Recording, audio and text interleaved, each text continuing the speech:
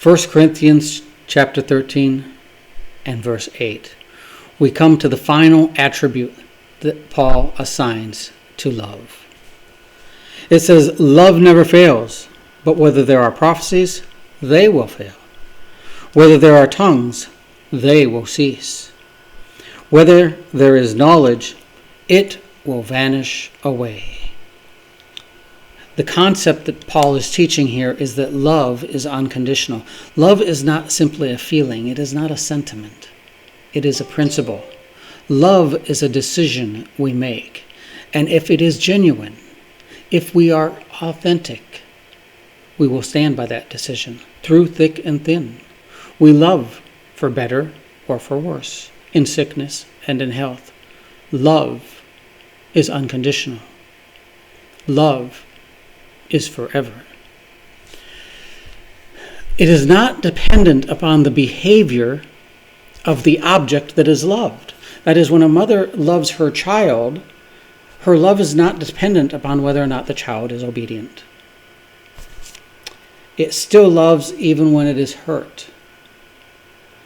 We may love somebody that hurts us, and yet we continue to love them. Now, this does not mean that we do not draw boundaries, but see, boundaries are drawn for the benefit not only of the person making the boundary, but also for the other person in the relationship. This comes down to the concept of tough love. Tough love, for example, a child is arrested and thrown into jail.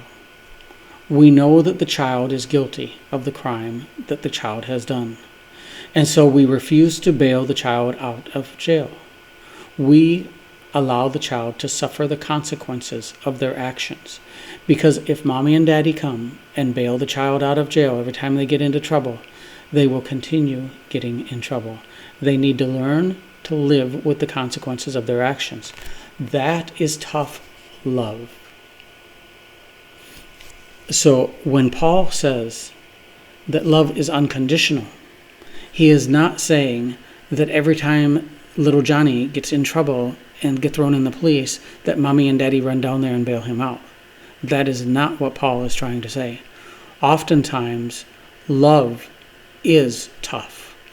And the person that we love does not appreciate the demonstration of our love. The example of the child being in jail. Mommy and daddy love the child, so they allow the child to stay in jail and suffer the consequences of his or her actions. The child, the object of the love, does not really appreciate the way the love is being expressed. They would want mommy and daddy to come down and bail them out. But mommy and daddy are doing what is best for the child, and that is love. They are looking out for the child's best interest.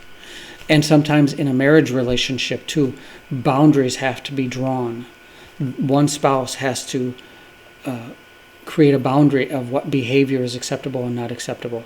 And it is not for selfish reasons, but it's because the object of the love, it needs to have a boundary drawn in order for their own benefit, so that they benefit. So tough love is part of unconditional love. Paul says love never fails. Love is unconditional. So sometimes the object of our love leaves us. Could be the child that runs away from home, or it could be a spouse that divorces us. We continue to love that person. Although the love dynamic will change, certainly in the respect of a spouse. If a spouse divorces you, your love for them will change. It will no longer be a romantic type of love. And it shouldn't be. Oftentimes people that get divorced go on to get remarried. So a man's wife may be unfaithful to him and leave him for another man.